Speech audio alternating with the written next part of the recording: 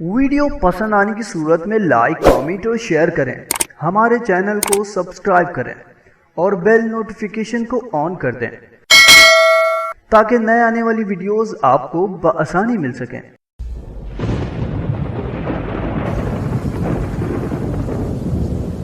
تیز برستی بارش میں جب کسی کی نئے ماڈل کی گاڑی ہچکولے لیتی ہوئی ایک جھٹکے سے رک جائے تو اس کوفت کا اندازہ صرف وہی لگا سکتا ہے جو اس گاڑی میں سوار ہے۔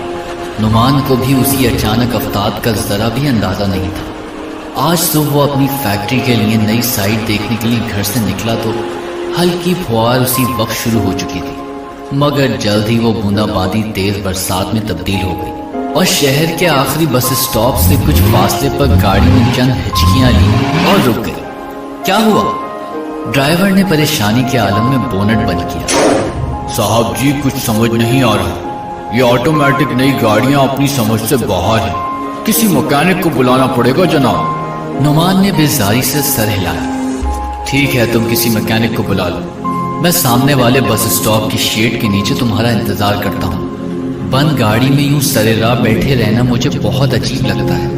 نعمان نے گاڑی سے نکلنے سے پہلے رین کوٹ پہن لیا تاکہ اس کا قیمتی سوٹ خراب ہونے سے بچ جائے، اور پھر تیزی سے قدم اٹھاتا، خود کو بارش سے بچاتا وہ سامنے نظر آتے بس اسٹاپ کی جانب بڑھ گئے۔ سڑک کے دونوں اطراف آنے اور جانے والی بسوں کے لیے ٹین کے چھپر نما اسٹاپ بنائے گئے تھے، جس کی ٹین کی ہٹ نما چھت کے نیچے لکڑی کی بینچ پڑے ہوئے تھے۔ دونوں جانب کچھ مسافر بیٹھے اور کھڑے بس کا انتظار کر رہے تھے۔ نعمان نے برساتی کے بٹن بند کرتے ہوئے سرسری نظر سڑک کی دوسری جانب بنے دوسرے بس اسٹاپ پر ڈالی، اور پھر اس کی نظریں جیسے جم کر رہ گئیں۔ اس نے 2-3 بار پلکی جھپک کر اپنے گمان کو یقین کی حد تک پہنچانے کی کوشش کی، مگر وہ سراب نہیں، حقیقت تھی۔ ہاں وہی تو تھی، کاجل اس کے بالکل مخالف سمت والے اسٹاپ کے نیچے کھڑی، بارش سے بھیگی سی، ہمیشہ کی طرح خود کو پہلے بے تحاشا بھگو کر پھر کانپتے رہنے والی کاجل۔ نعمان بے اختیار اس کی جانب بڑھنے کے لیے سڑک پر 2 قدم چلا تو کسی گاڑی کے تیز ہارن نے اسے چونکا کر واپس پلٹنے پر مجبور کر دیا۔ ہارن کی آواز سن کر کاجل نے بھی چونک کر اوپر دیکھا اور اس کی نظر نعمان سے ٹکرائی تو وہ بھی ہکا بکا سی رہ گئی۔ اب جانے وہ بارش کی بوندیں تھیں یا پھر اس کے آنسو جو اس کی آنکھوں سے بہتے ہوئے اس کے گلابی عرض کے موتی بن گئے۔ دفعتاً نعمان کو احساس ہوا کہ کاجل کے ساتھ کوئی اور مرد بھی تھا، پرانی جینز اور ایک پتلی سی شرٹ میں ملبوس، بار بار ہاتھوں کو رگڑ کر گرمانے کی کوشش میں مصروف۔ اس نے ایک آدھ بار کاجل سے کوئی بات بھی کی اور کاجل نے سر جھکا کر اسے زیر لب جواب دیا۔ شاید وہ کاجل کا شوہر ہوگا۔ نعمان اسی شش و پنج میں گرفتار کھڑا رہا۔ نعمان کی جانب آنے والی بس آ گئی اور مسافر جلدی میں ایک دوسرے کو دھکیلتے ہوئے بس میں سوار ہو کر اپنی منزل کو روانہ ہو گئے اور نعمان وہاں تنہا کھڑا رہ گیا۔ بارش تیز ہوتی جا رہی تھی۔ یہ بارشیں بھی کتنی عجیب ہوتی ہیں، کبھی کبھی باہر کچھ زیادہ بھگو نہ بھی پائیں پھر بھی ہمارے اندر جل تھل مچا دیتی ہیں۔ یہ اور بات ہے کہ ہمارے اندر برستی وہ پھوار باہر کسی کو نظر نہیں آتی، لیکن کچھ بد نصیب ایسے بھی تو ہوتے ہیں جن کے اندر باہر برستے ساون کا ایک چھینٹا بھی نہیں پڑتا، ان کے اندر سدا صحرا ہی رہتا ہے۔ آج صبح نعمان نے جب گھر سے نکلتے ہوئے کھوٹی سے اپنے مخصوص نیلے رنگ کا رین کوٹ اتارا تو ایک لمحے کے لیے جیسے اس کا سارا ماضی اس کی آنکھوں کے سامنے برق کی طرح گزر گیا تھا۔ وہ بھی ایک ایسے ہی طوفانی بارش کا دن تھا جب پہلی مرتبہ اس کی ملاقات کاجل سے ہوئی تھی۔ وہ دونوں ایک ہی یونیورسٹی میں پڑھنے کے باوجود شعبے علیحدہ ہونے کی وجہ سے ایک دوسرے سے انجان تھے، لیکن اس روز کی شدید برسات نے ان دونوں کو ملوا دیا۔ وہ دونوں ہی کالج بس نکل جانے کے بعد ڈپارٹمنٹ کے برآمدے میں بارش رکنے کے انتظار میں کھڑے تھے، لیکن کچھ بارشیں کبھی نہیں تھمتی۔ بادل برس کر چلے جاتے ہیں مگر من کی پھوار کبھی نہیں رکتی۔ ان دونوں کے لیے بھی بارش کچھ ایسا ہی پیغام لے کر آئی تھی۔ ساون میں شامیں بہت جلد ڈھل جاتی ہیں۔ کاجل بھی تیزی سے ہوتی شام اور مزید کالی گھٹاؤں کی آمد سے پریشان کھڑی اپنی نازک کلائی پہ بندھی گھڑی کو بار بار دیکھ رہی تھی۔ نعمان بھی ایک جانب کھڑا خود کو کوس رہا تھا کہ آج اس نے اپنی بائک لانے میں سستی کیوں کی۔ آخر جب بارش نے تھمنے کا نام نہیں لیا اور اندھیرا بڑھنے لگا تو گھبرائی سی کاجل نے کچھ فاصلے پہ کھڑے نعمان کو پکارا، سنیں پلیز آپ کیمپس کے باہر سے کوئی رکشہ پکڑ لائیں گے میرے لیے؟ بہت دیر ہو گئی ہے، گھر میں امی پریشان ہو رہی ہوں گی۔ نعمان خود بھی یہ سوچ رہا تھا کہ اب یہاں کھڑے رہنے کا کوئی فائدہ نہیں ہے، لہٰذا مین گیٹ سے باہر جا کر کوئی سواری پکڑ لینی چاہیے۔ کچھ ہی دیر میں بھیگا بھاگا سا نعمان ایک رکشے کے ساتھ کیمپس میں داخل ہوا۔ کاجل کو ڈیفنس کی طرف جانا تھا اور نعمان کو صدر۔ دونوں کی سمت مختلف تھی لیکن موسم کے تیور بتا رہے تھے کہ کچھ دیر بعد جب شام ڈھل جائے گی تب شاید واپسی کے لیے سڑک پر کوئی سواری بھی نہ ملے۔ ویسے بھی یونیورسٹی شہر سے دور مسافات میں واقع تھی۔ آخر کار طے یہ پایا کہ پہلے کاجل کو اس کے گھر اتارا جائے اور پھر یہی رکشہ نعمان کو اس کی منزل تک پہنچائے گا۔ راستے میں کاجل رکشے کے اندر سکڑی سمٹی سی بیٹھی رہی، مگر یہ رکشہ بھی بڑی بدتمیز قسم کی سواری ہے، ایک ذرا سا کنکر بھی پہیے کے نیچے آ جائے تو پورا کانپ جاتا ہے۔ لہٰذا نعمان اور کاجل کو جمے رہنے کے لیے سامنے لگے لوہے کے راڈ کو نہایت مضبوطی سے تھام کر بیٹھنا پڑا، لیکن جھٹکے تھے کہ رکنے میں ہی نہیں آ رہے تھے۔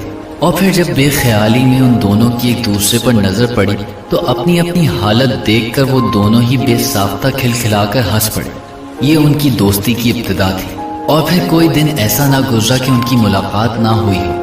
وہ گھنٹوں ایک دوسرے کے سامنے بیٹھ کر ایک دوسرے کو کھوجا کرتے اور بالآخر ان کی یہ کھوج محبت کے اس گمنام جزیرے پر جا کر ختم ہوئی جہاں داخل ہونے کے لیے تو ہزاروں راستے موجود ہیں مگر نکلنے کا ایک بھی دروازہ نہیں ہوتا۔ تب ایک دن ایسی ہی بھیگی شام میں کاجل نے نعمان کو یہ رین کوٹ تحفے میں دیا تھا۔ ان کے شہر میں بارشیں بہت برستی تھیں لیکن کاجل کا یہ تحفہ اس بھیگی شام کی یاد میں تھا جب ان دونوں کی پہلی ملاقات ہوئی تھی۔ ویسے بھی کاجل کو رین کوٹ پہنے مرد بہت سوبر لگتے تھے، اسے نعمان کا یہ نیلا رین کوٹ پہنے دیکھنے کا بہت شوق تھا، لیکن ان کے نصیب کا وہ آخری ساون ثابت ہوا۔ اگلے برس ہی ان کی محبت کے چاند کو گرہن لگ گیا۔ کاجل کے بھائی نے اسے کہیں باہر نعمان کے ساتھ یونیورسٹی اوقات میں گھومتے پھرتے دیکھ لیا اور کاجل کی تعلیم کا سلسلہ موقف کر دیا گیا۔ نعمان نے اپنے طور پر ہر کوشش کر کے دیکھی مگر کاجل کی نظر بندی ختم نہ ہو سکی۔ گھر والوں نے کاجل کی سہیلیوں کو بھی زیر لب کاجل کے پہرے میں دخل نہ دینے کا پیغام دے دیا تھا۔ ایسے میں کاجل کی ہم جماعت نائلہ جو اس کی ہمسائی بھی تھی نعمان کا آخری سہارا ثابت ہوئی اور اس نے کسی طور کاجل تک نعمان کا یہ پیغام پہنچایا کہ اگر وہ دونوں نہ مل پائے تو نعمان مر جائے گا، مگر محبت کا زہر کسی کو پوری موت بھی کب مرنے دیتا ہے۔ سو نعمان بھی زندہ رہا مگر بہت سالوں تک مردوں سے بدتر زندگی گزارتا رہا۔ کاجل کے گھر والوں نے جلدی میں اس کی چٹ منگنی اور پٹ بیاہ کی رسم ادا کر کے اپنی جان چھڑائی۔ کاجل نے نائلہ کے ذریعے ہی نعمان کو یہ آخری پیغام بھجوایا کہ وہ اپنے گھر کی ہونے جا رہی ہے، لہٰذا اب نعمان بھی اس کا خیال اپنے دل سے نکال کر گھر بسا لے۔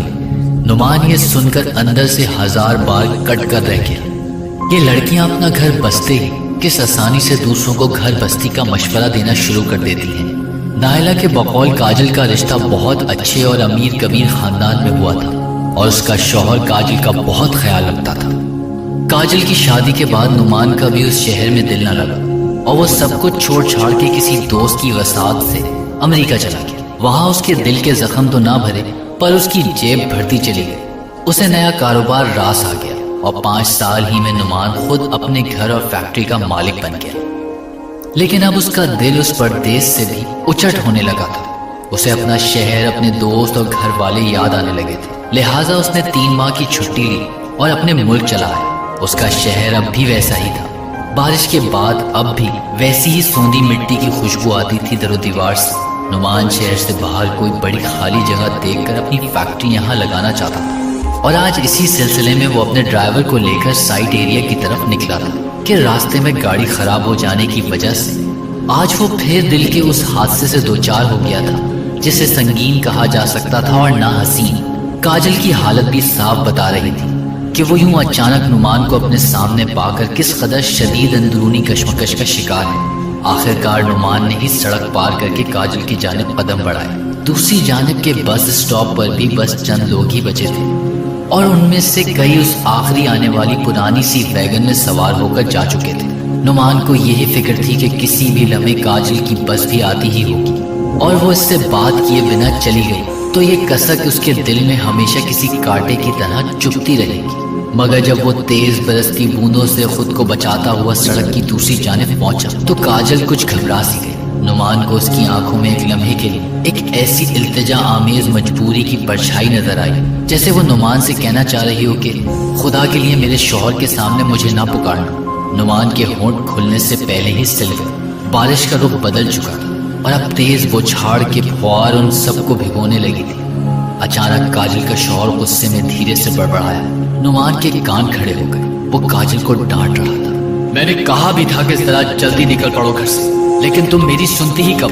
چھوٹ گئی نا پہلی بس، اب کھڑی بھیگتی رہو، اپنے ساتھ مجھے بھی خوار کر دیا۔ لعنت ہے ایسی زندگی کی۔ نعمان کے دل پر جیسے کسی نے گھونسا مار دیا۔ نائلہ تو کہہ رہی تھی کہ کاجل کا شوہر اس کا بہت خیال رکھتا ہے، تو پھر یہ سب کیا ہے؟ کاجل سر جھکائے اپنے شوہر کی سلواتیں سن رہی تھی، جانے اس کے ماتھے پہ چمکتے قطرے بارش کے تھے یا شرمندگی کے پسینے کے۔ وہ پھولوں سی کومل لڑکی جس کی جبی پر بل آتے ہی نعمان تڑپ اٹھتا تھا اور جس کی راہوں کی دھول وہ اپنی پلکوں سے صاف کیا کرتا تھا، آج وہ خود کسی کے تلخ اور طنز و تیز لہجے کے سامنے خس و خاشق کی طرح بہہ رہی تھی۔ کاجل کا شوہر اسے سخت سست سنانے کے بعد قریب کھڑے خواجے والے سے کسی سستے برانڈ کا سگریٹ خریدنے لگا۔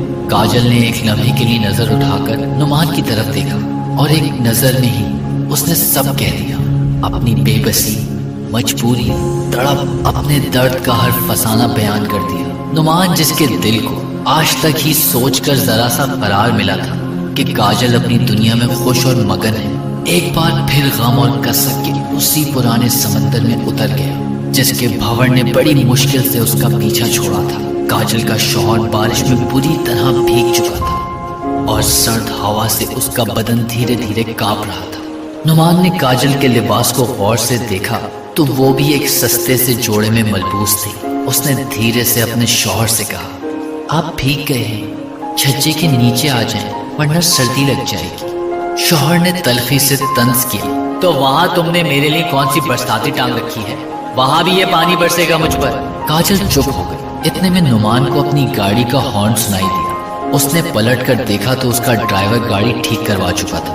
نعمان کو احساس ہی نہیں ہوا کہ وہ کتنی دیر سے وہاں کھڑا ہے۔ کاجل نے بھی نعمان کی گاڑی کی طرف نظر بھر کر دیکھا۔ کبھی اس نے نعمان کو کہا تھا کہ اسے سرخ رنگ کی کاریں بہت پسند ہیں اور آج نعمان کے پاس ویسی ہی ایک چمچماتی سرخ رنگ کی نئی کار تھی۔ نعمان نے اپنی گاڑی میں بیٹھنے سے پہلے کاجل پر ایک بھرائی ہوئی اور الوداعی نظر ڈالی۔ کاجل بھی اسی کو دیکھ رہی تھی۔ بارش نے نعمان کے آنسو چھپا لیے تھے۔ گاڑی نے ایک جھٹکا لیا اور پانی کے چھینٹے اڑاتی ہوئی آگے بڑھ گئی۔ کاجل اور نعمان کی نظر آخری بار ملی۔ وہ دونوں جانتے تھے کہ شاید یہ ان کے نصیب کی آخری نظر ہے، مگر جن کے مقدر پہلے ہی چوک گئے ہوں انہیں بھلا اس آخری نظر میں ایک دوسرے کو کیا نہار پاتے۔ گاڑی گزرنے کے بعد بھی کاجل بہت دیر تک اس جانب دیکھتی رہی جہاں بہت دور جا کے نعمان کی سرخ گاڑی گہرے میں گم ہو چکی تھی۔ اچانک اسے اپنے عقب میں اپنے شوہر کی ہجیانی آواز سنائی تھی، ارے یہ دیکھو، وہ گاڑی والے صاحب اپنا رین کوٹ تو یہیں بھول گئے۔ واہ مولا، آج ہی تجھ سے مانگا تھا۔ کاجل چونک کر پلٹی۔ اس کے شوہر کے ہاتھ میں وہی نیلا رین کوٹ تھا جو کبھی خود اس نے نعمان کو تحفے میں دیا تھا۔ نعمان جاتے ہوئے جان بوجھ کر وہ رین کوٹ بس اسٹاپ کی ریلنگ پر چھوڑ گیا تھا۔ کاجل نے دھیرے سے خود کلامی کی، ہاں شاید وہ اسے آپ کے لیے ہی چھوڑ گئے ہیں۔ اس رین کوٹ کا سفر بس یہیں کا تھا۔ ریحان اپنی دھن میں مگن رین کوٹ کو الٹ پلٹ کر دیکھ رہا تھا۔ اسے پتہ ہی نہیں چلا کہ کب کاجل کی آنکھ سے دو آنسو ٹپک کر زمین پر بہتے بارش کے پانی میں مل کر امر ہو گئے۔